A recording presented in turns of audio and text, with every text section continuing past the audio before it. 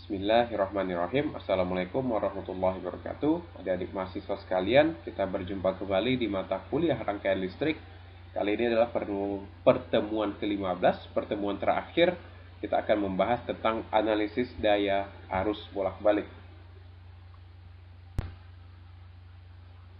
Beberapa hal yang akan kita bahas. Yang pertama pendahuluan, kemudian jenis-jenis daya yang ada di dunia kelistrikan. Yang pertama itu instantaneous and average power, yang kedua maximum average power transfer, selanjutnya itu daya tegangan efektif ya, efektif atau RMS value, apparent power and power factor, complex power, conservation of AC power, power factor correction, dan aplikasinya kemana akan kita gunakan daya-daya ini. Kenapa analisis daya ini penting? Kenapa power analisis penting? Yang pertama ya jelas sekali karena banyak sekali peralatan-peralatan listrik yang ada di sekitar kita. Itu yang pertama ya. Yang kedua, daya itu sangat penting dalam desain suatu peralatan elektronik ya. Baik, yang selanjutnya adalah kita akan coba melihat instantaneous and average power. Instantaneous ini dalam arti lain dia daya sesaat ya. Sedangkan average power itu adalah average artinya rata-rata, maka daya rata-rata. Instantaneous power atau P ya, PT seperti ini. Itu adalah daya yang diserap oleh elemen ya. Elemen itu bisa macam-macam, elemen resistor, induktor, kapasitor. Dan dia adalah produk dari pengalian instantaneous voltage, ya, tegangan instantaneous dikalikan dengan arus instantaneous. Maka secara rumus bisa kita tuliskan seperti ini.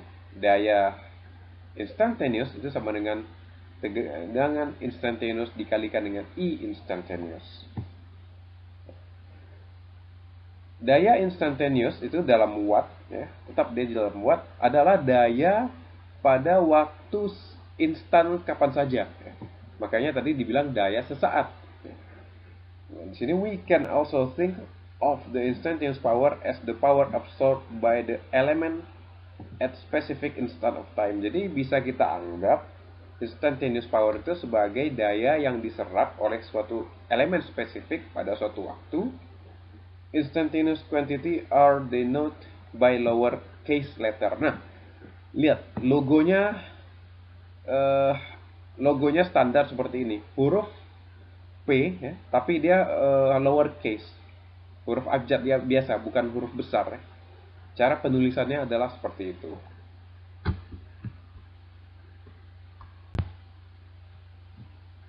Kalian jangan dipusingkan dengan rumus ini. Ini hanya rumus yang dari awal sudah kita pelajari. Contohnya yang paling atas, VT ya, itu tegangan T pada saat terserah mau waktu berapa saja. Kemudian IT juga terserah juga adalah arus pada T tertentu. Ya. Maka daya instantaneous ini kita sebut dengan tegangan instantaneous. Ini adalah arus instantaneous dalam bentuk fungsi waktu ya. Kemudian ini adalah daya instantaneous, dikalikan saja ini dengan ini, kalikan, maka hasil kalinya seperti ini. Ya. Dan hasil kalian ini dikali ini, itu bisa kita sederhanakan menggunakan trigonometri, di mana cos dikali cos, ini ya, cos dikali cos menjadi seperti ini. Dan ternyata yang menarik adalah, lihat ini rumus akhirnya seperti ini untuk daya instantaneous. Ternyata daya instantaneous itu punya dua bagian besar. Bagian yang pertama ini, dia tidak ada frekuensi di sini, dan dia tidak punya unsur waktu. Coba kalian lihat di sini, tidak ada huruf T kan? Tidak ada huruf T sama sekali. Di sini padahal daya instantaneous itu tergantung waktu. Tapi ternyata di bagian ini setelah disederhanakan dengan trigonometri tidak ada T. Sedangkan di sini bagian yang ini dia ada unsur T di sini. Nih, ya, 2 omega T. Nah, bagian yang ini dia punya frekuensi karena dia ada omega juga di sini, sedangkan bagian ini sudah tidak ada T dan tidak ada frekuensi. Ya. Ini bagian DC dan ini adalah bagian AC-nya. Intinya adalah instantaneous power punya dua bagian. Bagian yang tidak ada bagian yang tidak ada waktu dan bagian yang ada waktu.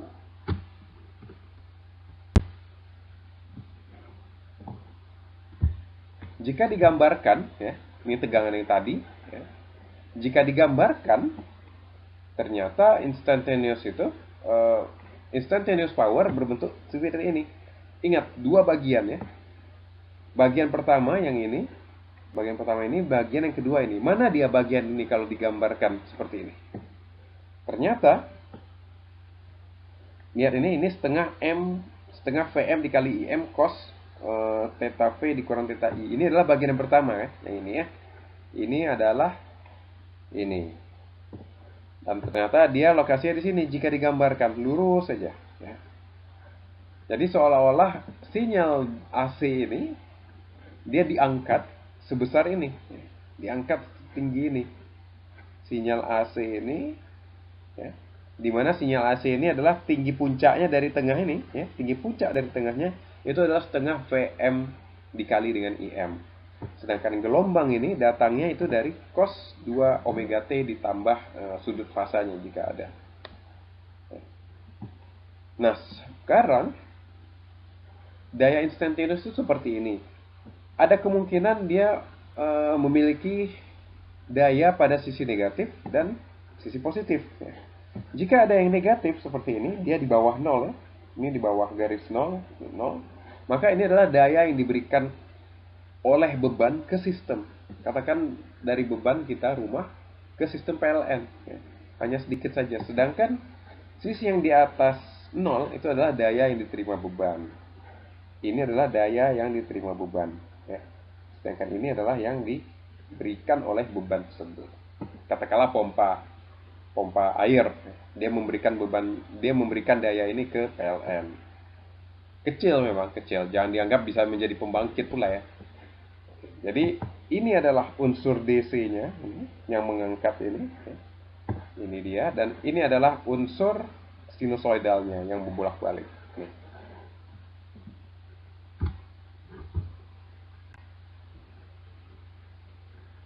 Nah, daya instantaneous itu berubah seiring waktu. Jadi susah diukur. Coba kalian lihat ini. Ini kan berubah terus. Mungkin nggak alat ukur mengukur ini?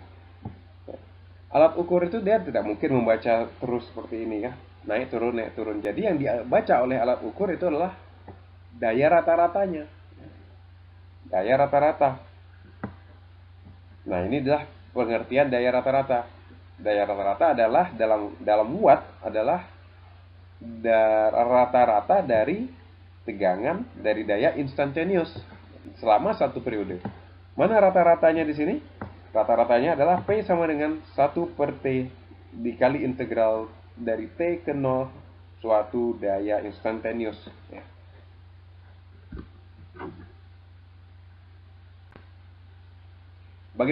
Bagaimana kita melihat rata-rata suatu tegangan instantaneous? Coba kalian perhatikan gambar ini. Ya. Daya instantaneous itu rata-ratanya di sini ada sisi positif dan di sini ada sisi negatif. Positif dan negatif tentu saling meniadakan ya. Jadi sebenarnya rata-ratanya 0. Namun untuk di sini daya rata-ratanya adalah P sama dengan setengah Vm dikali Im dikali dengan cos theta V dikurang theta I.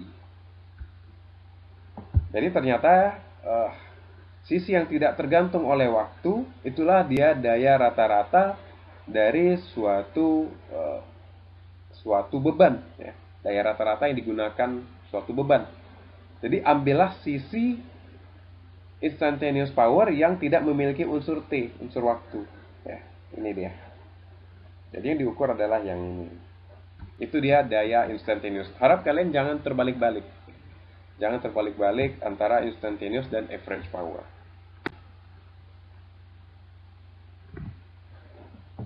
Kemudian sekarang ada istilah. Untuk PT, PT ini instantaneous power atau daya sesaat ya, adalah dia bervariasi terhadap waktu. Sedangkan kalau P besar itu adalah daya rata-rata, tadi logonya beda ya. Daya rata-rata dia tidak bervariasi terhadap waktu. Nah, daya rata-rata P besar ya, itu dalam bentuk fasor. Kita udah bahas fasor sebelumnya. Dalam bentuk fasor bisa kita gambarkan seperti ini ya. Jangan lihat yang ini, lihat yang ini. Jadi dalam bentuk fasor dia adalah setengah V dikali I konjugat. Itu yaitu sama dengan 1/2 kali Vm dikali Im dengan sudut theta V dikurang theta I. Ini fasor ya. Coba lihat, ini saya bawa kembali di sini fasor itu apa? Fasor itu bentuknya adalah R di mana di sini ada sudut tetanya. Sehingga dalam bentuk fasor dia menjadi seperti ini, atau dalam bentuk ini sinus kosinus ya, dia kita tuliskan menjadi seperti ini. Ini keduanya dalam bentuk fasor. Dan bisa kita perhatikan di sini, ternyata bagian real dari daya rata-rata ya, itu adalah daya average itu. Ya. Yang diambil hanyalah bagian realnya saja. Ingat, perbedaan antara real sama imajiner adalah J ini ya. Ketika dia ada J, maka di sini bagian yang imajiner. Maka ambillah bagian yang realnya saja. Ini dia, sama ya. Ini adalah daya rata-rata di dalam bentuk fasor atau dalam bentuk realnya.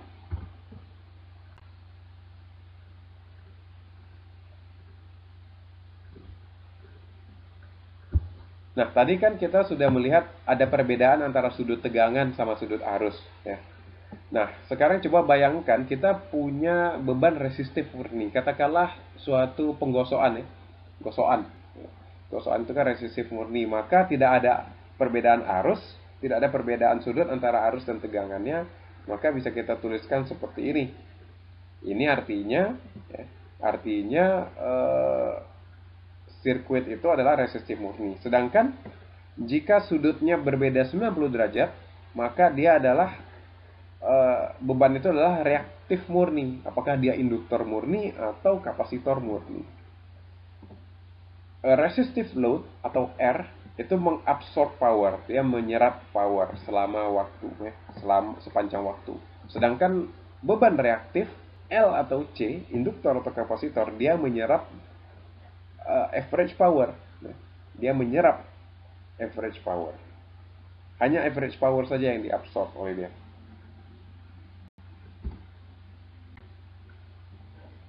Baik, di sini ada contoh ya, supaya lebih enak kita dalam membahas bagaimana apa itu instantaneous power ya. Soalnya adalah ada tegangan Vt seperti ini. Ada tegangan Vt dan I-nya seperti ini ya. Ini biasa saja nih, 120 cos dan sebagainya. Ini Vm-nya, ini omeganya, dan ini sudut fasanya. Carilah instantaneous power dan average power yang diserap oleh beban tersebut ya. Nah, maka instantaneous power-nya adalah P sama dengan V kali I ya. V kali I. Maka ini kalian kalikan dengan ini. Itulah instantaneous power. Disederhanakan ya. Sederhanakan sehingga didapatkanlah PT-nya itu sama dengan 344,2 dikali ini ya. Dikali ini. Maka didapatkanlah di sini ini dia ya, PT-nya. Cukup kalian biarkan sampai sini. Ini bagian yang pertama dan ini adalah bagian yang kedua. Oke. Kemudian average power-nya bagaimana? Average power-nya langsung aja kita ambil bagian ininya ya, bagian yang tak ada unsur waktunya. Atau bisa kalian cari ulang lagi ya. Ngapain capek-capek? Setengah dikali Vm dikali Im cos ini lanjut sehingga dapatkanlah 344,2 juga pada akhirnya. Oke. Oke. 600 ini datangnya dari pencarian ini ya. Di sini. Penyederhanaan bentuk ini ke ini ya. Mudah ya. Baik, ini tugas untuk kalian. Tugas yang A kumpulkan di Google Classroom. Caranya sama dengan yang tadi. Udah sangat gampang lah, mudah lah. Ini udah dikasih tahu sini jawabannya berapa. Tinggal kalian yang penting cara carinya. Kalau belum tahu, kalau ragu silahkan bertanya.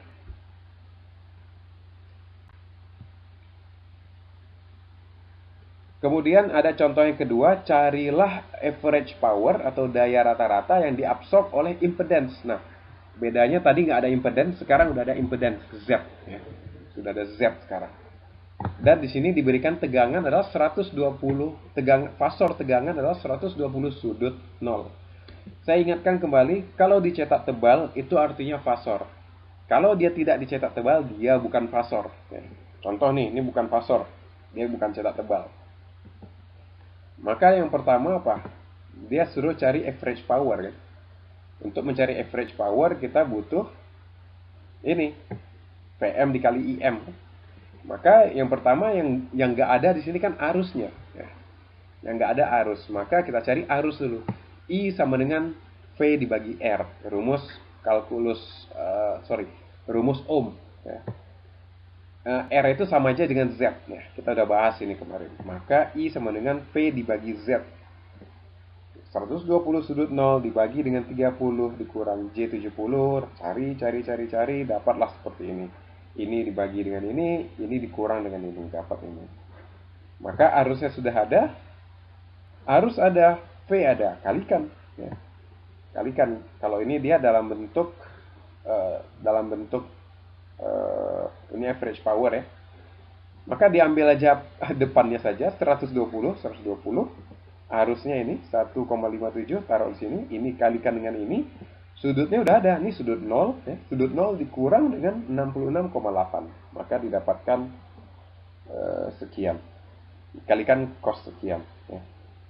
120 dikalikan dengan 1,57 dikalikan dengan cos 66,8. Pakai kalkulator aja. Kosinus ini susah kalau nggak pakai kalkulator. Ya. Jawabannya sekian watt.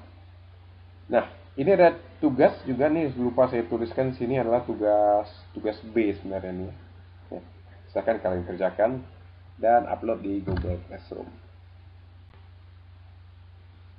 Contoh yang selanjutnya, carilah average power yang dihasilkan oleh beban, ya, yang dibangkitkan oleh beban, dan carilah average power yang diserap oleh setiap elemen. Nah, ini lebih banyak lagi.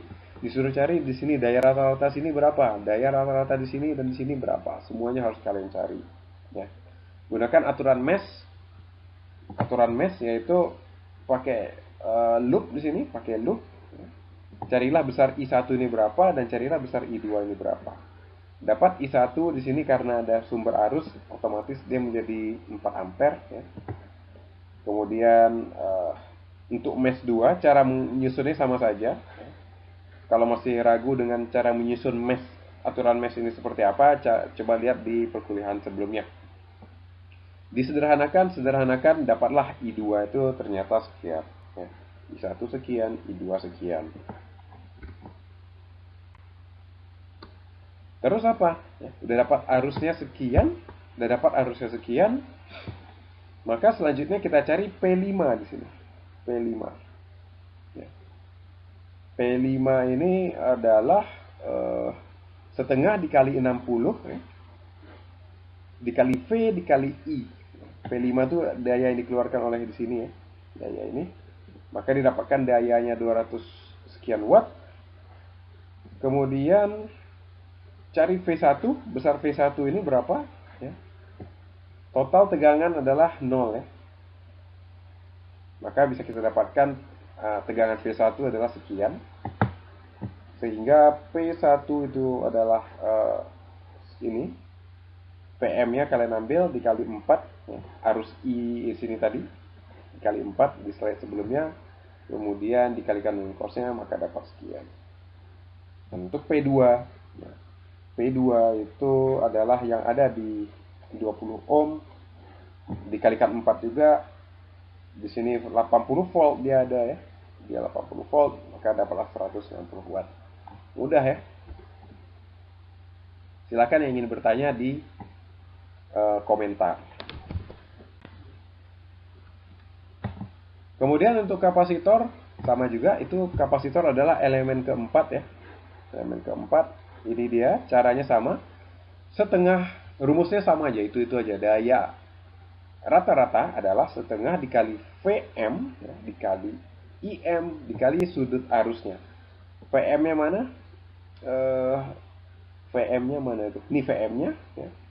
52,9 dari sini dia 5,29, 90 itu ini, 10,58 itu ini, dan ini sudutnya 0 ya, jadi dikurang 0.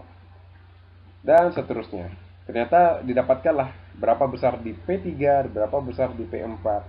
Lihat, daya rata-rata pada suatu elemen kapasitor dan elemen induktor itu 0, tidak ada. Jadi daya rata-rata itu hanya ada pada elemen reaktif, resistif. Ya. Sedangkan average power pada elemen reaktif itu 0. Jika kita jumlahkan seluruh daya yang sudah kita dapat tadi, ini dijumlah, totalnya 0. Dan ini powernya is conserved. Ya. Energi yang masuk sama dengan energi yang keluar. Hukum kekekalan energi di sini berlaku. Maka ini hasilnya adalah benar. Oke? Menarik ya?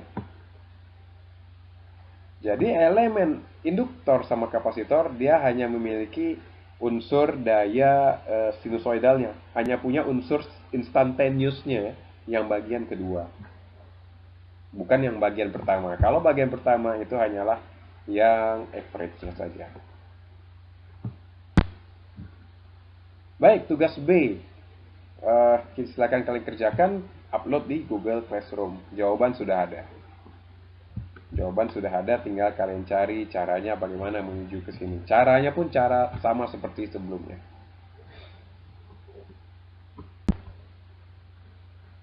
Kita lanjut ke maximum average power transfer. Intinya kan di dunia kelistrikan itu ada beban. Ya. Dan kita mau energi yang disalurkan oleh sumber itu maksimal. Nah, ini sangat penting terutama untuk orang-orang yang ingin mendesain antena ataupun orang-orang yang ingin mendesain mesin-mesin listrik. Yang mendesain antena ingin pancaran siarannya menjadi semakin besar, semakin jauh, ya. Semakin banyak energi yang diberikan kepada antena itu, semakin jauh jaraknya, jarak pancarnya, dan di mesin-mesin listrik semakin banyak energi yang ditransfer dari stator ke rotor, ya, maka semakin tinggi efisiensi mesin ini. Nah, disinilah gunanya maximum average power transfer. Jika kalian masih mengingat di kuliah sebelumnya kita sudah bahas Thevenin sama Norton, ya. Maka kalau untuk di DC, kalau di sistem DC, sistem itu maksimum jika beban itu setara dengan resistor Theveninnya, ya, dengan resistor Theveninnya, ini dengan ZTH. Nah, kalau di sistem AC itu seperti apa? Kalau di sistem AC, untuk maksimum average power transfer, impedansi beban itu, ya, Z load itu harus setara dengan kompleks konjugat dari impedansi Theveninnya. Dia harus setara dengan kompleks konjugatnya. ZL, ya. ZL ini harus setara dengan konjugat dari ZTH. Ingat, konjugat itu hanya kebalikan dari unsur imajiner dari impedans itu ya. Yang tadinya positif menjadi negatif, yang negatif menjadi positif. Dan di P maksimum ya, maka P maksimumnya adalah bisa kita gunakan persamaan ini. P Thevenin dikuadratkan, dia absolut ya. Di sini absolut dibagi dengan 8 dikali R TH.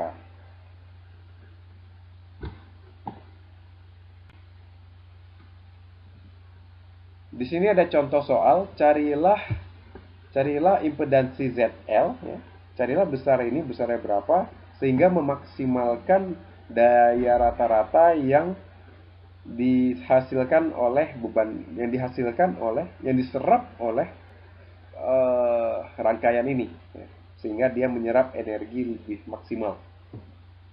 What is the maximum average power? Berapakah rata-rata dayanya? Bagaimana caranya? Pertama, Ingat, konsepnya adalah kalau mau maksimal, maka maka ZL ini harus setara dengan konjugat dari Z Thevenin. Oke, cara cari Z Thevenin sudah kita bahas, caranya sama saja. Kita sudah bahas ini di pertemuan yang dulu-dulu. Ini diparalel dengan ini diserikan, kemudian diparalelkan dengan ini, kemudian diserikan dengan ini. Ya, itulah dia ini, sehingga didapatkan ZTH-nya adalah ini. Ya. Oke, ini ZTH. Maka kita harus mengubahnya menjadi ini. ZTH-nya itu kita jadikan konjugat. Kalau di sini dia plus J4,4, coba lihat. Konjugatnya jadi minus J4,4 ya. Ini. Maka daya rata-ratanya maksimumnya adalah P maksimum dari VTH dibagi ini, kasih rumusnya ya. VTH kuadrat itu sama dengan ini 7,454. Ini adalah tegangan Thevenin. Nih, tegangan Thevenin, tegangan yang ada di terminal ini. Ini adalah bentuk rangkaian ekivalen ini. Kalian cari V Thevenin sama aja, rumus pembagi tegangan digunakan di sini.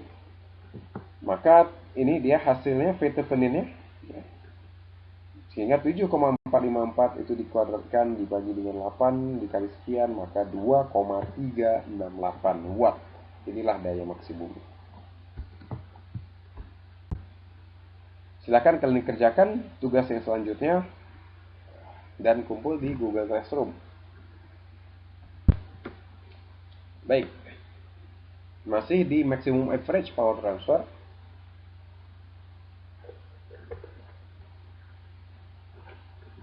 Di sini ada sirkuit ya. Dari gambar 11.11 ini carilah nilai RL sehingga dia menyerap maksimum dayanya. Carilah besar RL sehingga dia maksimum. Nah, apa bedanya dengan soal yang tadi? Soal yang tadi itu impedansi, sedangkan di sini hanya RL ya. Nggak ada unsur reaktifnya, hanya unsur resistif saja. Nah, maka yang pertama langkahnya cari ZTH-nya dulu ya. Sudah dapat ZTH-nya, carilah V Thevenin-nya, kemudian tegangan Thevenin di terminal RL ini ya. Dapat. Carilah nilai RL sekarang. Nah, RL itu harus sama dengan absolut Z Thevenin. Nah, di sini bedanya. Di sini kita arahkan, kita cari nilai apa istilahnya ya? Resultannya ya. Maaf, tadi saya bilang absolut. Nah, resultan ini ya. Maka resultannya adalah unsur ini ZTH, ini dikuadratkan, kemudian diakarkan. Ya, maka dapatlah RL-nya adalah 24,25. Oke. Setelah itu bagaimana arusnya? Ini arus, kita ingin melihat arus melalui RL ini berapa ya. Kita punya Thevenin, Z Theveninnya sekian, dan kita punya V Theveninnya. Maka ini digambarkan rangkaian ekivalen totalnya. V Thevenin itu tegangan Theveninnya, sedangkan Z Thevenin itu ini komponen yang ini menjadi Z Thevenin. Z Thevenin ditambah dengan RL itulah beban totalnya ya. I sama dengan V per R, didapatkan arusnya sekian. Maka P max bisa dicari menggunakan setengah dari I fasornya, I fasor yang ini 1,8 kuadrat dikalikan dengan 24 sehingga totalnya sekian. Ini tugas selanjutnya, silakan dikerjakan. Baik, itu tadi apa tadi yang kita bahas? Maksimum power ya. Sekarang kita lihat efektif dan nilai RMS. Apa itu nilai efektif dan apa itu nilai RMS? Ya. Nilai efektif itu sama juga dengan RMS, tapi kalian harus tahu apa sih, kenapa sering disebut nilai RMS. Nilai RMS itu nilai yang ada di alat ukur. Kalian sudah masuk lab, kalian sudah mengukur tegangan. Tegangan yang diukur oleh alat ukur itu adalah tegangan RMS atau tegangan efektif. Jeda sejenak.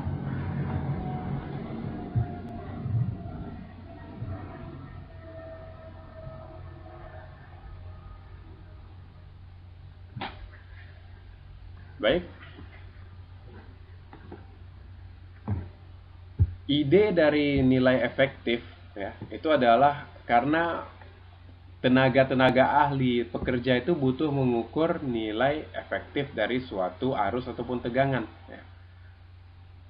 Asal-usul tegangan efektif itu adalah ternyata dia sama dengan arus periodik dari suatu DC, arus DC yang dikirim ke suatu beban ya.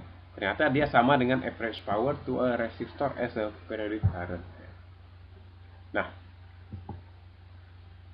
ini ada sumber tegangan, diberi muncul arus ya, dan di sini ada resistor. Maka resistor ini dayanya adalah sesuai dengan rumus daya yang sudah kita bahas tadi, daya rata-rata ini, di mana daya rata-rata seperti integral dari T dari 0 I kuadrat R dt. Bisa disederhanakan menjadi seperti ini. Kemudian daya yang di sini, ya, ini tadi ini DC, ya. Sekarang ini AC. Oh, saya terbalik. Ini yang AC, ini yang DC. Ya. Nah, secara DC, tegangan efektif itu sama dengan I efektif, ya, I kali R, ya. Maka P sama dengan I kuadrat R. Ini dayanya. Daya ini harus sama dengan daya ini. Itu dia ide dari RMS value ini. Sehingga didapatkanlah apakah dia arus efektif ataupun volt efektif ya. Seperti ini, tinggal ganti I-nya saja. Kalau di sini V ya. Kalau dia V di sini V, kalau dia I adalah dia I. Maka bisa kita sederhanakan jadi X saja. X ini bisa I, bisa V. Maka RMS itu adalah root mean square ya. Karena dia root di sini, mean, mean, kemudian di sini ada square, kuadrat, root mean square. Jadi tegangan efektif ataupun arus efektif mengacu kepada rumus ini. Jadi effective value itu adalah akar rata-rata dan pangkat kuadrat dari suatu sinyal, root mean square. Nah, untuk sinusoidal, ya, arus itu bisa kita ganti menjadi arus sebagaimana ada unsur waktunya di sana, seperti ini, ya, ada unsur waktu, sehingga dia jadi root mean square, ya, kuadrat dari arusnya. Sehingga kalau ini disederhanakan menjadi IM, ya, I maksimum dibagi dengan akar 2. Sama juga untuk tegangan Vm dikali cos omega T. Ya. Kalau Vm, kalau ini tadi arus, untuk tegangan tinggal diganti aja Vm cos omega T. Nah, untuk tegangan dia menjadi VRMS-nya adalah Vm dibagi akar 2. Sedangkan ini Im dibagi dengan akar 2. Ingat, rumus ini hanya berlaku untuk sinusoidal. Ya. Kalau dia tegangannya bukan sinus atau arusnya bukan sinus, jangan pernah pakai ini. Karena aturannya jadi berubah. Itulah kemarin kita bahas untuk yang mata kuliah alat ukur sama saya, ada true RMS di sana. True RMS itu bisa kita gunakan untuk tegangan-tegangan yang bukan sinusoidal. Sedangkan jika RMS saja, itu hanya bisa untuk sinusoidal. Di sana bedanya. Sebagai contoh, tegangan PLN itu kan 240 volt. Kalau kita ukur di colokan listrik, itu sebenarnya yang kalian ukur adalah tegangan RMS. Ya. Karena kalau kalian lihat bentuk tegangannya dengan menggunakan seperti ini, maka Vm ini menjadi 311, bukan 240 lagi. Ingat sampai sini jangan terbalik lagi, saya ingin tekankan, ini tidak dicetak tebal, berarti dia bukan fasor. Oke? Karena ada VRMS yang fasor, ada VRMS yang tidak fasor. Ini adalah yang bukan fasor. Contoh soal. Jadi daya itu bisa kita cari juga dengan menggunakan RMS tadi. Maka I RMS kuadrat dikali R itu sama dengan, atau sama juga dengan V kuadrat RMS dibagi dengan R. Ya, ini rumusnya. Daya yang RMS. Ingat, ada banyak daya ya. Tadi ada daya average, bukan ini rumusnya. Dan ada juga daya instantaneous, bukan yang ini juga rumusnya. Contoh soal. Carilah nilai RMS dari arus yang terlihat bentuk gambarnya seperti ini. Ini ada arus seperti ini ya. Ini arus. Ya, cari nih. Berapa nilai RMS-nya? Yang pertama adalah kita cari T-nya dulu, periodenya berapa? Cara cari periode, lihat ini. Satu periode gelombang itu berapa T-nya? Dia di sini. Sampai sini dia berulang lagi. Sampai sini dia berulang lagi. Lihat, dia mulai berulang di 4 ya. Maka dari situ adalah di sini T-nya sama dengan 4. Maka arusnya bisa kita pisah-pisah. Arus yang pertama itu selama 0 hingga 2, selama waktu dari 0 hingga 2 dan dari 2 hingga 4 dipecah 2. Persamaan garis yang ini adalah 5T. Ini gunakan, coba buka buku-buku matematika terapan lagi ya, matematika dasar, cara mencari persamaan garis. Kemudian persamaan garis yang ini itu adalah min 10 ya.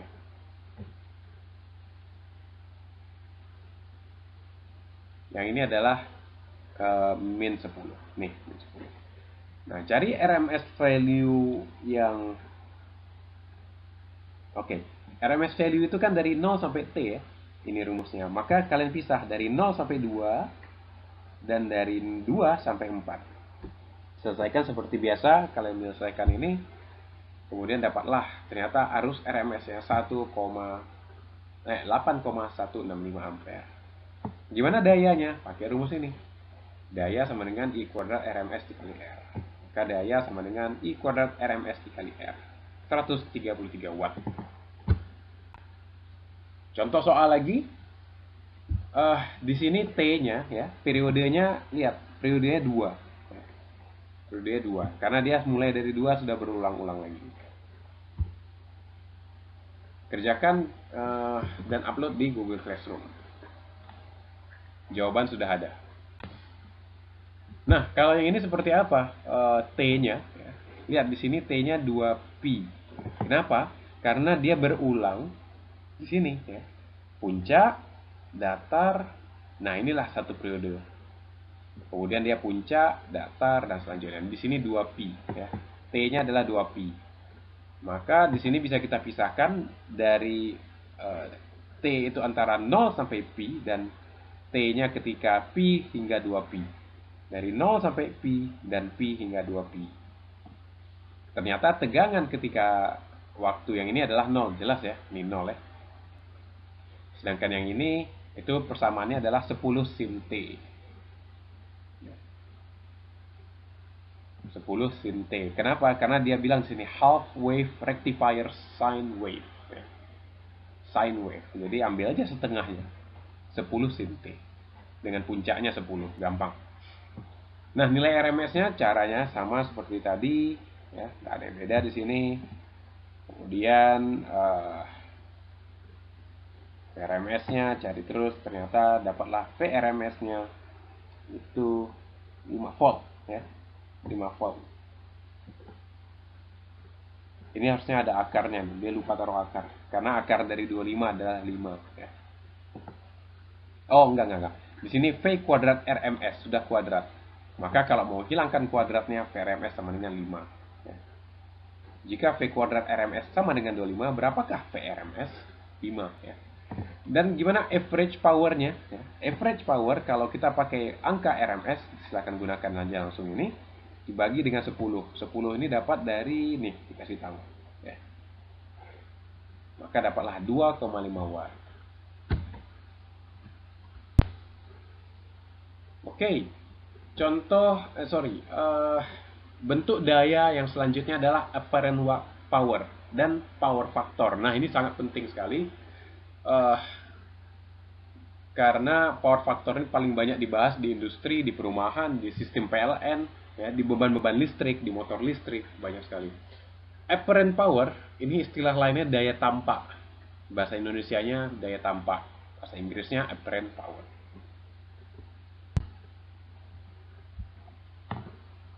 Nah, apparent power, lihat ini tidak dicetak tebal ya. Ini tidak dicetak tebal, artinya dia bukan fasor. Ketika dia bukan fasor, gunakanlah yang VRMS ya. Karena ada S yang lain nanti, ini jangan kebalik-balik. Ini S yang tidak dicetak tebal. Apakah itu S? S itu adalah apparent power, dihitung dalam volt ampere ya, VA. Kenapa VA? Karena V ini volt, ini ampere. V dikali A, maka dia VA ya. Satuannya VA. Apparent power itu adalah, daya tampak itu adalah produk dari pengalian nilai RMS tegangan dan RMS current. Daya tampak itu juga disebut seperti itu, daya tampak ya, karena dia adalah daya yang it seems apparent that the power should be the voltage current. Karena dia tampak seperti itu. PRMS sama IRMS ini kan daya arus dan tegangan yang kalian ukur pada alat ukur ya. Ketika ini yang kalian ukur dan kalian kalikan, itulah daya yang tampak ya. Daya yang tampak berdasarkan hasil alat ukur. Nah itu. Dan bagaimana dengan power factor ya? Power factor itu, tolong kalian diingat power factor. Kalian akan bahas ini, yang ambil arus kuat, yang ambil energi listrik, banyak membahas masalah power factor. Power factor itu hanyalah perbedaan derajat ya, perbedaan sudut antara tegangan dan arus. Itu saja bedanya. Power factor atau cost factor, faktor cost is called the power factor. Istilahnya itu bisa power factor, atau bisa cost P, atau juga dengan faktor cost. Power factor adalah cosine of the phase difference between voltage and current. Dia perbedaan fasa antara arus dan tegangan. Dan dia tidak punya satuan. Dia bukan watt, dia bukan volt ampere, dia bukan volt, dia bukan arus. Dia hanya angka saja. Dan power factor itu mempengaruhi biaya listrik ya, terutama untuk perusahaan-perusahaan. Kalau kita yang di rumah tangga ini nggak ngaruh. Contoh soal. Ada contoh soal di sini. Ada suatu a series connected load draw a current ya. Suatu beban dipasang ke jala-jala menghasilkan listrik sebesar IT 4 cos sekian itu ya. Ketika diberikan tegangan 120 cos. Carilah, nah ini jangan terbalik-balik, carilah daya tampaknya berapa dan carilah power faktornya berapa. Power faktor beban. Determine the element value that from the series connected load. Nah, ingat daya tampak itu menggunakan RMS ya. S yang bukan dicetak tebal. Nanti kalian akan jumpa S yang dicetak tebal. S sama dengan VRMS dikali RMS. Gampang sekali. IRMS, VRMS. Kalau dia sinus murni, ambil aja puncaknya berapa. Ini 120 dikali 4. 120 dikali 4 dibagi dengan akar 2. Dan akar 2 sama dengan 240 VA. Sederhana sekali. Power faktornya gimana? Lihat, arus berapa? Plus 10 ya. Sudut pasanya plus 10. Dan tegangan berapa? Minus 20. Nah, ini dari sini bisa dikurangin ya. Tegangan, sudut tegangan dikurang dengan sudut arus. Itulah dia sudutnya, cari cosnya, dan cosnya adalah 0,86. Di sini leading ya. Leading ini artinya arusnya duluan ya. Arusnya duluan. Jadi sudut arusnya lebih besar dari sudut tegangannya. Dan leading ini adalah ciri khas dari beban-beban kapasitor. Terbukti di sini ketika dicari besar Z-nya. Jadi ada arus, ada tegangan, maka bisa dong kita cari Z-nya. Dimana Z itu sama dengan V dibagi I. Kalian bagi aja V sama I-nya, dapat sekian. Ya. 110 bagi 4, 30. Sudutnya ini dikurangin jadi minus 30. Dan ternyata dapat Z-nya adalah ini. Ya. Z-nya ini.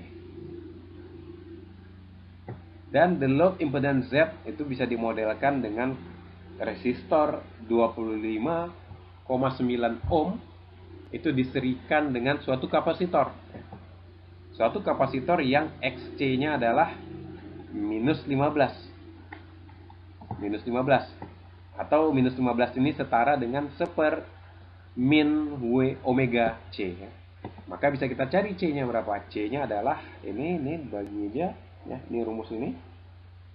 Maka kemudian omega ini 100 pi dapatnya dari sini ya. Maka dapatlah 212,2 mikrofarad. Jadi elemennya adalah ya, elemen value-nya adalah ini 25,98 ohm resistor diserikan dengan kapasitor 212,2 mikrofarad. Oke, gampang. Contoh soal kalian kerjakan lagi ini sebagai tugas. Jawaban sudah ada. Jika ada pertanyaan, tulis di komentar. Contoh apparent power and power factor lainnya ya. Carilah, ini example 11.10. Carilah faktor daya dari rangkaian yang digambar 11.18 ini. Ini carilah dayanya dan power factor. Cari dan kalkulasilah, hitunglah daya rata-ratanya, average powernya. Cari power factor, cari average power.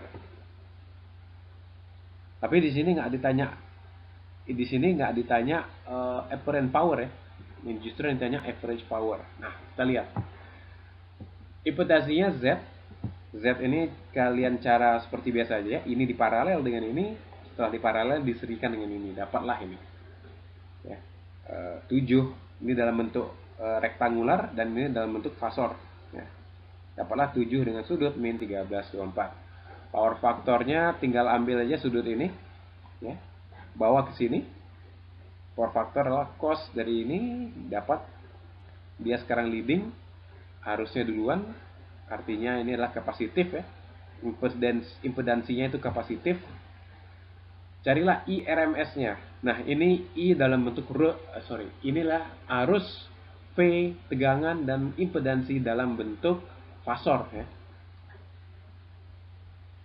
Maka arusnya adalah di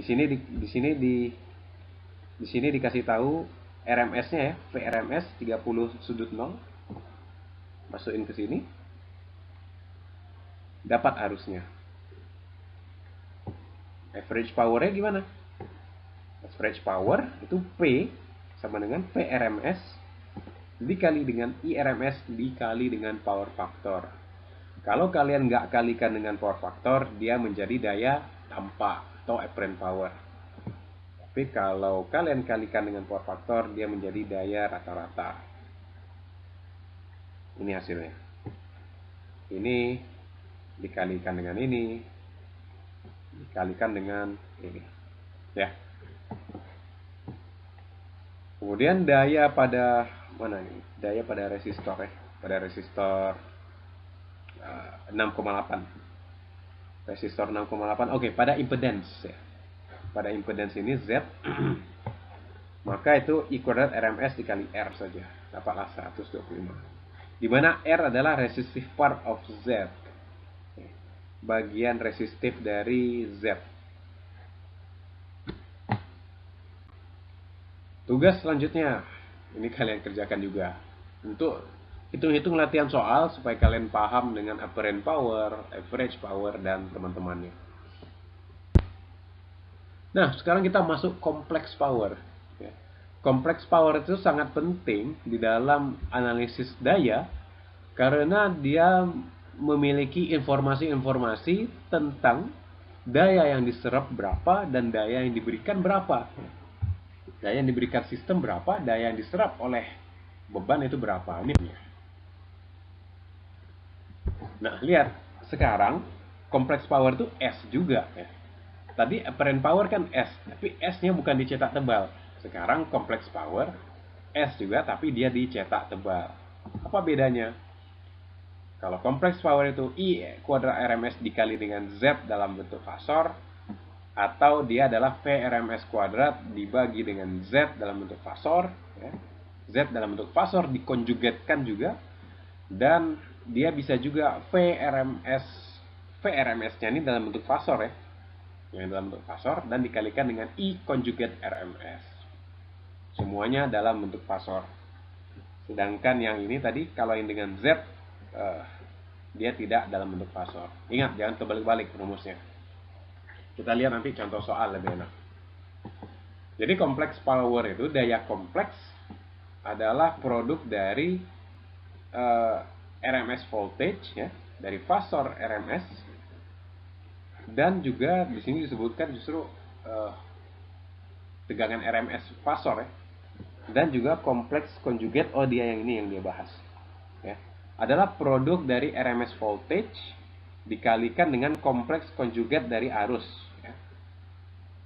Kompleks quantity itu terdiri dari bagian real P ya, bagian realnya disebut dengan P, dan bagian imaginary disebut dengan Q.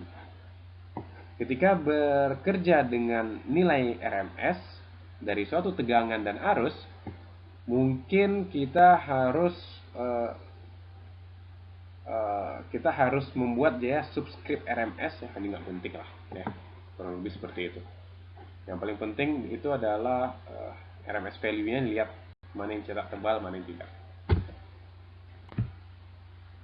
Ini dia kesimpulannya. Kalau kompleks power cetak tebal ya, apparent power itu tidak cetak tebal. Atau kompleks power itu S itu sama dengan bagian realnya P ditambah bagian imaginary Q. Dia juga bisa kita gunakan rumus ini untuk mencarinya, atau kita bentuk dalam bentuk seperti ini ya, jangan terbalik-balik. Kalau di sini RMS-nya dipakai conjugate, di sini enggak ya, tapi dikasih sudut di sini. Sekali lagi jangan terbalik.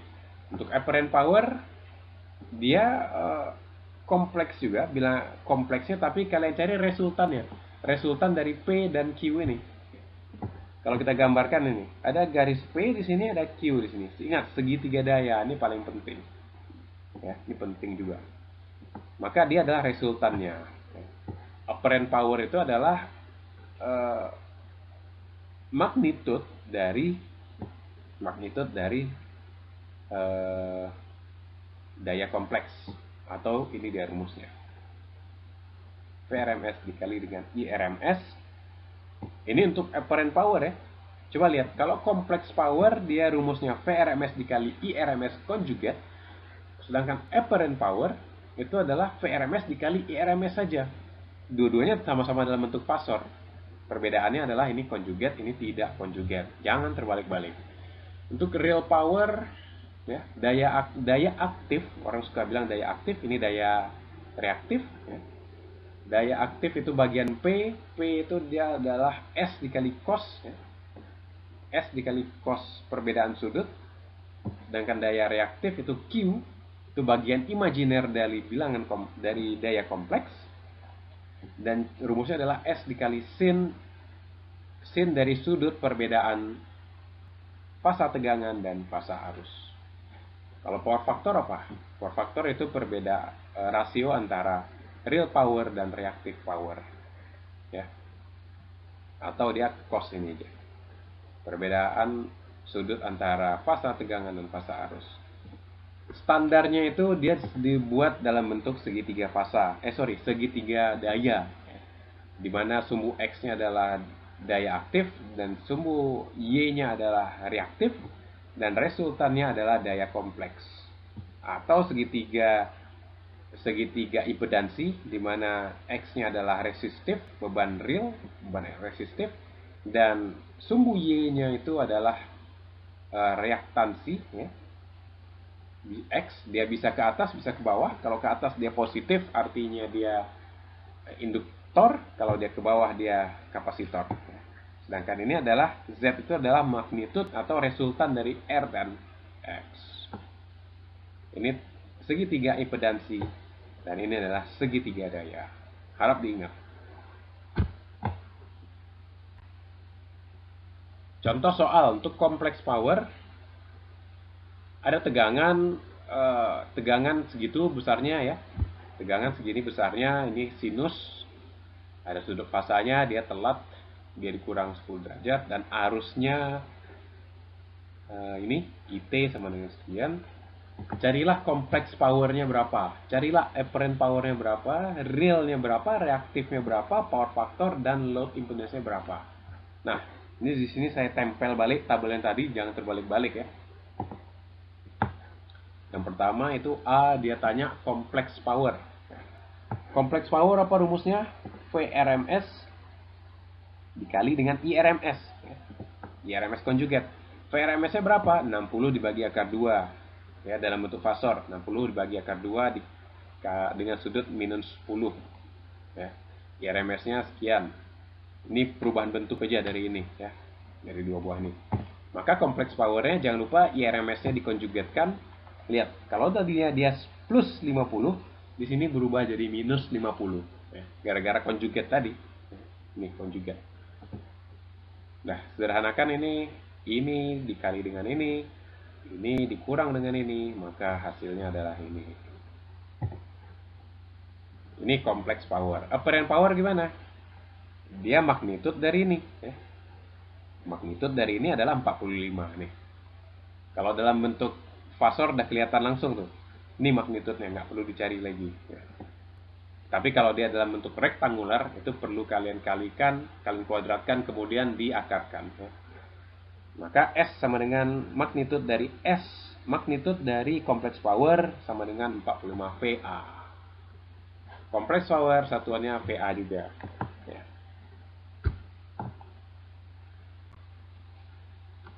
Kemudian yang dicari selanjutnya adalah impedansinya. Ya.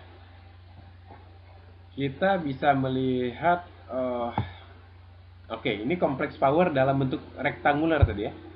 Ini dalam bentuk rektangular. Nih, yang dari polar diubah ke rektangular. Maka keuntungannya dari bentuk rektangular ini, kita langsung bisa melihat dia terpisah antara daya aktifnya dan daya reaktifnya. Ya. Daya aktifnya ini, daya reaktifnya ini. Nih, P-nya aktifnya ini dan reaktifnya ini. Power factor mudah sekali, kurangin saja, ya. Kurangin sudut-sudut tadi yang di awal. Kemudian dia leading di sini, leading artinya dia adalah kapasitor lagi nih, sini bebannya. Ya. Arusnya leading. Dia itu leading karena reactive power is negatif, karena reactive powernya negatif nih. Ya. Dari situ kita tahu. Impedansi beban berapa? Nah, Z sama dengan V dibagi I. Bagi saja nih, dapatlah ini impedansi beban. Dan di sini sudutnya negatif juga, sehingga dia kapasitif. Contoh soal selanjutnya, kalian ingat kalian ingat rumus-rumus ini, insya Allah ini tidak ada susahnya. Latihan soal, semoga lancar mengerjakannya. Contoh selanjutnya untuk kompleks power, suatu beban menyerap daya 12 kPa pada faktor daya 0,856 lagging. Ya, lagging. Dari tegangan RMS, ingat nih, tegangan RMS 120 volt sinusoidal. Carilah yang pertama daya reaktif dan daya rata-rata, ya, average power kepada beban, arus puncak, dan beban impedansinya berapa. Oke, yang pertama untuk menyelesaikan ini, average dan reactive power. Mana average power? Average power itu, ingat, average power P-nya P besar, maka dia adalah average power itu sama dengan real power, ya. Daya realnya saja, maka P besar itu sama dengan S dikali cos theta. Berapakah besar S? S itu ini, nih 12 kVA, sudah dikasih tahu di sini.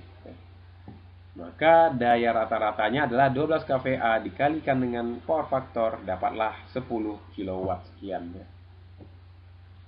10,2 kW sekian. Sedangkan reactive powernya berapa? Kalau reactive power dikalikan dengan sin, ya. Power faktornya dikalikan dengan sin. Kalau tadi aktif itu dikalikan dengan cos. Nah, maka di sini Q itu adalah 6 kilovolt ampere. Yang B apa ditanya? Peak current ya. Karena untuk peak current, lihat di sini, peak current itu dicari dari RMS-nya. Karena apa? Rumus RMS itu adalah rumus IRMS adalah I maksimum dibagi dengan akar 2 ya. Maka kita harus cari IRMS-nya saja dulu sekarang. IRMS carinya seperti apa? Pertama kita harus melihat dari IRMS itu bisa dicari dengan S dibagi VRMS nih. Ini ya. Karena yang kita ketahui itu daya kompleksnya ya, ini daya kompleksnya. Dan kita di sini punya VRMS, maka yang bisa kita cari adalah IRMS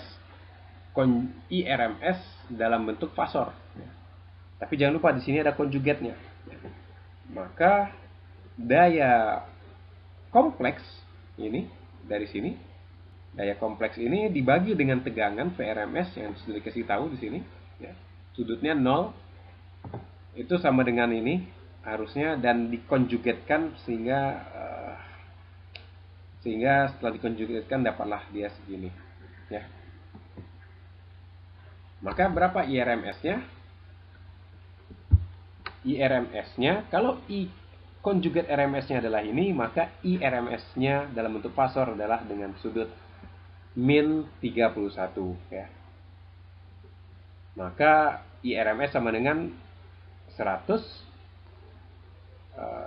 sudut min 31 ya. Sehingga I maksimumnya adalah akar 2 dikali dengan IRMS. Kalikan saja ya. Ini I maksimumnya. Ini I maksimum dikali akar 2 dapatlah 141 ampere. Kalau ada gelombang sinus ya, kalian ambil puncaknya, ujung puncaknya paling atas, nah itulah dia yang dimaksud dengan 141,4 ampere di sini. Gede ini ya. Beban impedansinya gimana? Load impedance Z sama dengan VRMS dibagi IRMS. IRMS sudah ada, VRMS sudah ada nih ya. Maka bagi aja dapat sekian. Ingat sudutnya di sini positif, maka dia induktif ya. Dia induktor. Oke, di sini rumusnya itu banyak ya. Tapi saya tidak menuntut kalian untuk menghafal ini. Kita tidak perlu menghafal, yang perlu kalian paham apa itu complex power, apa itu average power. Kalian paham dari contoh-contoh soal ya. Dan tentu juga dari praktek yang insya Allah akan kita praktekkan di praktikum-praktikum di kelas selanjutnya. Dan selama ujian juga saya tidak menuntut untuk tutup buku. Ini open book semua. Kalian bisa buka buku, silakan. Yang penting kalian konsepnya dapat. Ingat, untuk ujian saya akan berbasis NIM juga, nomor induk mahasiswa. Jadi satu mahasiswa dengan mahasiswa lain itu bervariasi sekali jawabannya. Ini contoh soal, ini bukan tugas 1 ya, ini tugas yang kesekian.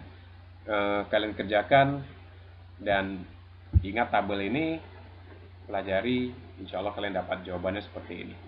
Yang perlu saya lihat adalah cara kalian mengerjakannya, bukan jawaban akhirnya. Conservation of AC power. Ini pembahasan selanjutnya.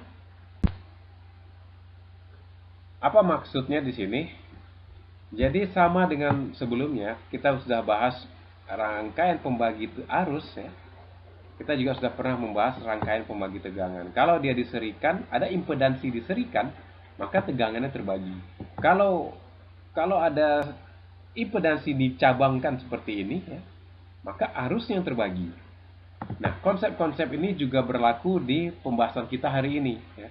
Rumus pembagi tegangan, rumus pembagi arus itu juga berlaku. Daya kompleks itu sama dengan daya kompleks yang ada. Daya kompleks yang diberikan sumber tegangan itu sama dengan daya kompleks di Z1 ditambah dengan daya kompleks di Z2 ya. Misalnya contoh soal di sini. Gambar ini menunjukkan suatu beban yang sedang diberikan sumber tegangan melalui jaringan transmisi. impedansi dari lainnya, ya, impedansi dari jaringan transmisi PLN tersebut terlihat seperti ini, 4 ohm dikali J 2 ohm, ya. Kemudian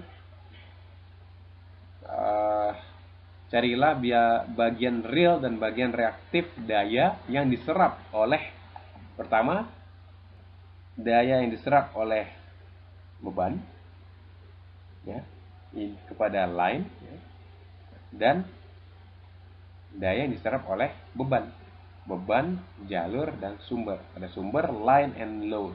Carilah daya-dayanya semua berapa. Berapa daya yang diberikan di sini, daya yang diserap di sini, dan daya yang diserap di sini. Ingat, kalau ini contohnya adalah PLN, maka PLN nggak mau daya itu banyak habis di sini. Ya.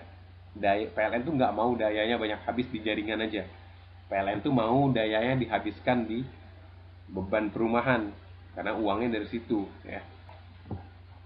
Nah, total impedansinya Z itu jumlahkan aja semua, maka dapatlah Z ekivalennya seperti ini. Ketika Z ekivalennya sudah dapat, maka bisa dicari I-nya sama dengan VS dibagi Z. VS-nya ini, ya, ini dari sini, dibagi dapatlah arusnya sekian dalam bentuk pasor, ya, makanya ada sudut di sini. Dan ini RMS, ya. Ya, ini RMS. Karena tegangannya juga tegangan RMS di sini. Hati-hati, jangan terbalik-balik. Kemudian yang B, untuk sumber, pertama untuk sumber, ya. Sorry, ini yang A. Untuk sumber berapa daya kompleksnya? Daya kompleks sama dengan PS dikali I konjugat, ya. Balikkan saja I yang tadi sudah didapatkan, maka inilah dia daya kompleksnya. Ya. Ternyata di jaringan PLN itu saja udah habis 2000 watt loh, ya. Udah habis 2000 watt di jaringan, bayangkan. Dengan reaktif powernya adalah sekian.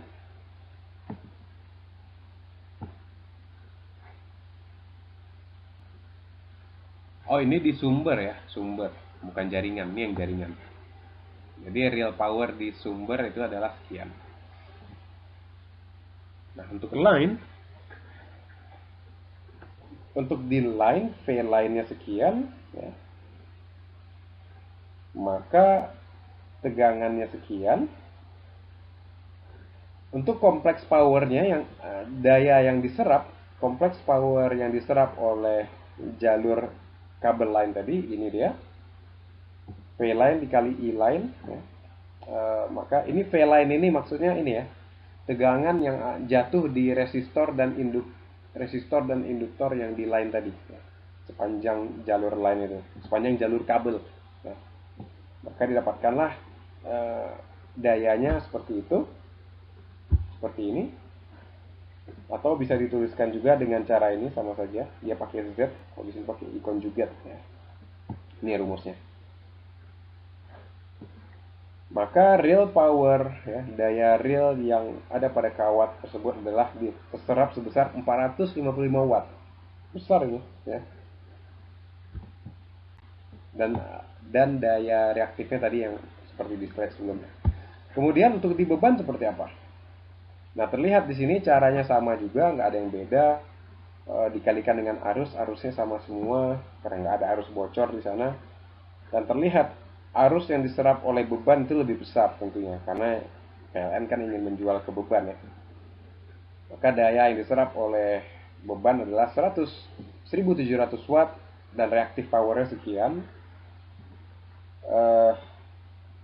Dan terakhir bisa disimpulkan, daya kompleks sumber itu sama dengan daya kompleks beban, ya. Daya kompleks beban ditambah dengan daya kompleks yang ada pada jalur kawat transmisi itu atau kabel yang milik PLN. Kita di sini harus menggunakan RMS, ya. Kita gunakan yang RMS yang ini. Kita gunakan sumber RMS semua. Dan RMS-nya itu yang kompleks, dalam bentuk kompleks. Oke, mudah, ya. Ternyata conservation of AC power ini berlaku karena total semuanya itu sama. Ini sama dengan ini. Contoh soal kalian kerjakan, ada banyak untuk latihan supaya kalian paham bagaimana conservation of power itu. Berarti di sini total daya yang dihasil, total kompleks power yang diberikan oleh sumber itu pasti sama dengan yang ini. Ini kalian jumlahkan semua pasti akan sama. Contoh selanjutnya, coba lihat ini rangkaian pembagi arus ya.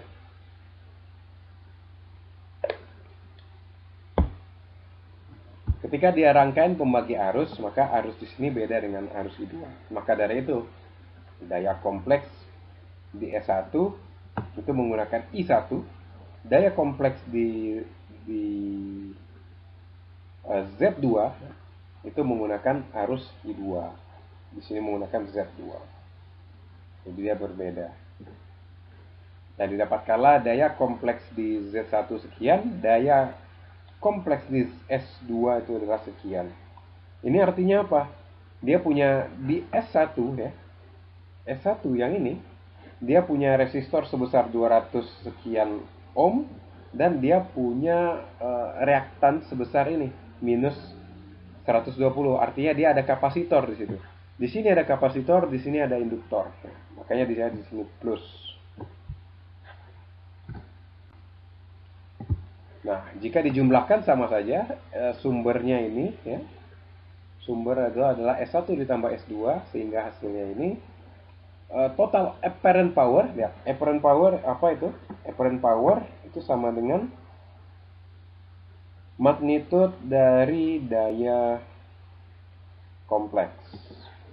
Nah, silakan ini dicari magnitudenya, diakarkan dari hasil kuadratnya ya. Kuadratkan, jumlahkan, kemudian akarkan, dapatlah apparent powernya ini, daya tampak ya. Kalau kita bilang daya yang terukur di alat ukur lah. Ini dia. Kemudian real powernya adalah dikali real powernya sisi real dari kompleks yang ini, dan reactive powernya adalah sisi reaktif dari sisi imajiner dari daya kompleks. Power factor seperti apa? Untuk power factor itu adalah nih daya real dibagi daya power factor itu adalah daya real dibagi dengan S ya, dibagi dengan apparent power. Maka di sini 462 ini 462 ya. Real dibagi dengan daya apparent power sama dengan 0,96 lagging. Artinya arusnya lagging, arusnya telat, maka unsur induktansinya lebih tinggi. Jika dijumlahkan I total itu sama ya, dan ini conservation ya, konservatif. Artinya dia berlaku di sini benar. Energi yang masuk sama dengan energi yang keluar. Sama seperti sebelumnya. Kalau ada pertanyaan, tanya di bagian komentar.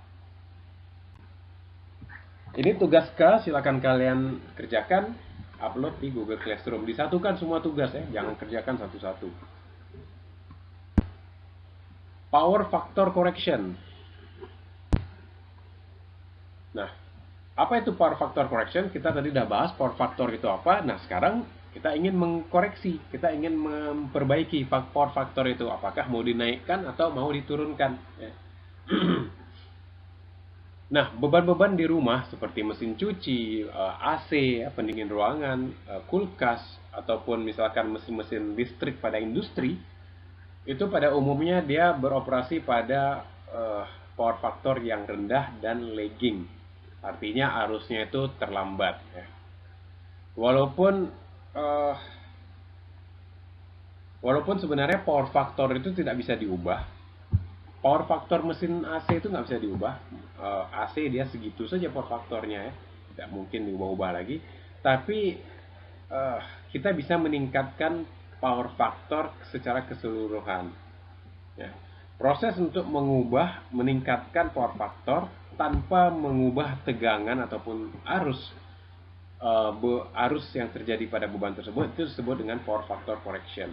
Jadi kita tidak akan mengubah tegangan, kita tidak akan mengubah arus, kita hanya menambahkan di situ. menambahkan elemen sehingga power faktornya dikoreksi, bisa dikoreksi atau bisa meningkat. Bagaimana cara mengkoreksi power faktor? Lihat gambar yang ini dulu ya. Ini beban yang normal seperti biasa mesin AC atau kulkas ya. Kemudian kita ingin mengkoreksinya. Untuk mengkoreksinya kita tambahkan kapasitor di sini. Nah, mungkin kalian ingat pernah ada petugas-petugas orang-orang yang jualan datang ke rumah, dia membawa kotak. Katanya dengan kotak ini kalau dipasang di jaringan itu bisa menghemat energi. Nah, itu sebenarnya isinya kapasitor aja. Isinya kapasitor. Dan kapasitor itu bisa memperbaiki power factor. Yang dijual sama orang-orang untuk memperbaiki listrik di rumah itu tidak perlu kalian beli ya. Karena kita tidak membayar energi reaktif. Kita hanya membayar energi aktifnya saja. Sekali lagi tidak perlu kalian beli. Beda halnya dengan industri. Industri perlu dia pakai kotak kapasitor yang dijual itu ya. Kalau kita tidak. Silakan kalian googling untuk info lebih lanjut. Nah, ternyata coba kalian lihat fasornya ya. Di sini ada theta 1. Theta 1 ini adalah aslinya seperti ini, fasornya ya. Kemudian setelah ditambahkan kapasitor ini yang mengakibatkan muncul di sini arus kapasitif sehingga resultannya menjadi seperti ini ya. Resultan arusnya dari yang seperti ini itu menjadi resultan arus seperti ini. Nah, di sini artinya kita mengurangi arus kapasitif di sini kan. Kita mengurangi arus reaktifnya. Kita mengurangi bagian reaktifnya. Yang resultannya tadi lebih panjang menjadi lebih pendek. Ingat, lihat nih. Tarik garis, dapatlah resultan yang baru di sini. Ya. Nah, untuk industri ini sangat penting sekali karena industri itu membayar energi reaktif. Kalau kita enggak. Kalau kita tetap membayar di sini, ya. Kita membayar cukup bagian aktifnya saja. Oke. Itu dia power factor correction. Dimana caranya adalah dengan menambahkan kapasitor secara paralel pada beban.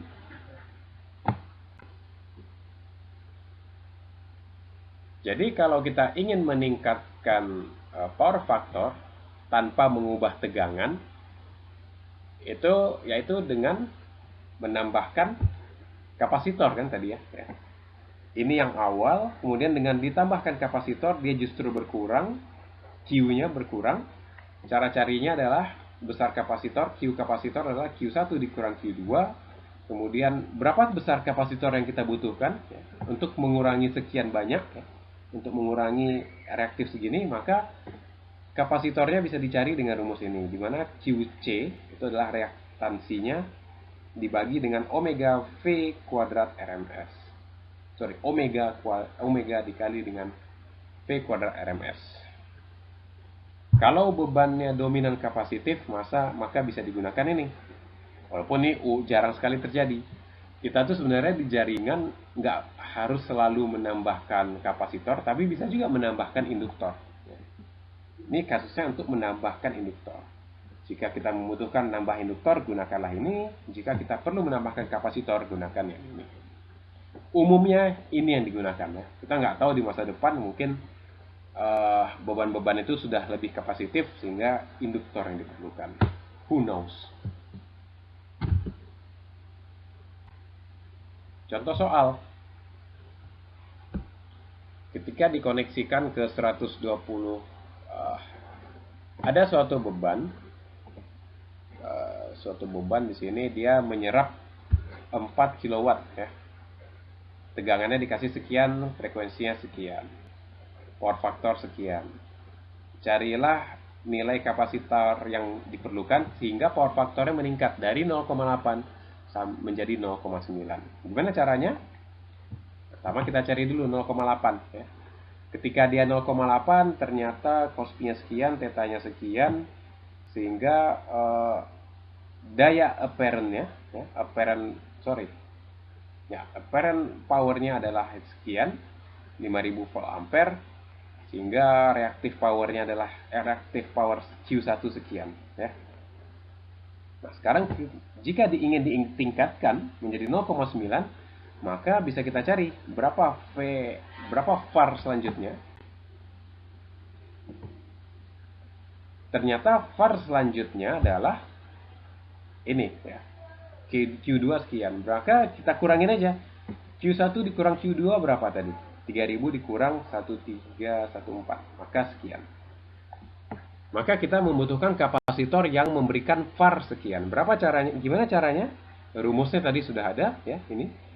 Q dibagi dengan omega V kuadrat RMS. Rumusnya ini 2pi ya. Omeganya 2pi disebutkan di awal tadi. 2pi dikali 60, frekuensi 60 dikali dengan V RMS kuadrat.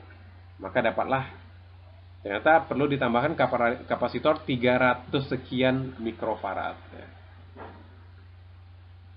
Nah, carilah kapasitor yang nilainya sekian. Ada catatan di sini, kapasitor itu umumnya dibeli berdasarkan tegangan ya.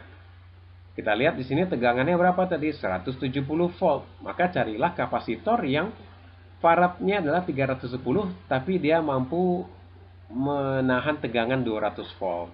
Ya, jangan kalian beli yang kapasitor kecil-kecil itu hanya 16 volt. Kalau kalian pasang di sini bakalan jebol, meletus kapasitornya.